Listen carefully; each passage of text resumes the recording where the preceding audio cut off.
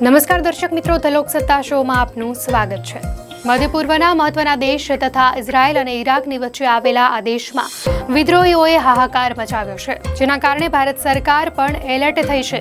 સિરિયામાં વિદ્રોહીઓના વધતા હુમલા અને નાગરિકોના મોતને જોતા ભારત સરકારે તેના નાગરિકો માટે એડવાઇઝરી જારી કરી છે।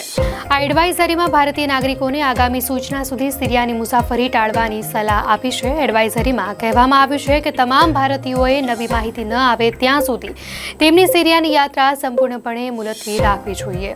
વિદેશ મંત્રાલયે એક નિવેદનમાં ઇમરજન્સી હેલ્પલાઇન અને ઈમેલ આઈડી પણ શેર કર્યો છે। તો મંત્રાલયે સિરિયામાં રહેતા તમામ ભારતીયોને રાજધાની દમાસ્કમાં ભારતીય દૂતાવાસના સંપર્કમાં રહેવાની પણ અપીલ કરી છે।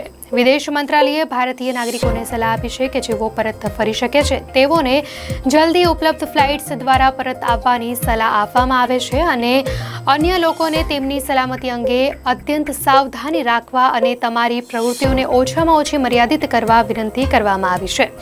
તો કેન્દ્રમાં આવેલા સિરિયાના ત્રીજા સૌથી મોટા શહેર હોમ્સમાંથી હજારો લોકો ભાગી ગયા છે। દેશના સૌથી મોટા શહેર એલેપ્પોના મોટા ભાગના વિસ્તાર પર કબજો કર્યા પછી બળવાખોરોએ ગુરુવારે મધ્ય સિરિયન શહેર હોમ્સ પર પણ મોટા પાયે કબજો કરી લીધો છે। તો હકીકતમાં છેલ્લા એક સપ્તાહમાં હયાત તહરીર અલ શામ નામના વિદ્રોહી સંગઠને સિરિયામાં મોરચો ખોલ્યો છે। હકીકતમાં છેલ્લા એક સપ્તાહમાં હયાત તહરીર અલ શામ નામના વિદ્રોહી સંગઠને સિરિયામાં મોરચો ખોલ્યો છે। તે રાષ્ટ્રપતિ બશર અલ અસદને સત્તા પરથી હટાવીને પોતાનું નિયંત્રણ સ્થાપિત કરવા માંગે છે। તે સિરિયાના શહેરો પર સતત હુમલા કરીને કબજો કરી રહ્યા છે। તો વિદ્રોહીઓએ 30 નવેમ્બર 2024ના રોજ સિરિયાના બીજા સૌથી મોટા શહેર એલેપો પર કબજો કરી લીધો હતો। આ પછી તેઓ દક્ષિણમાં હામા પ્રાંત તરફ ગયા। કહેવામાં આવી રહ્યું છે કે વિદ્રોહીઓએ ઉત્તરી અને મધ્ય હમાના 4 નગરો પર પણ કબજો કરી લીધો છે।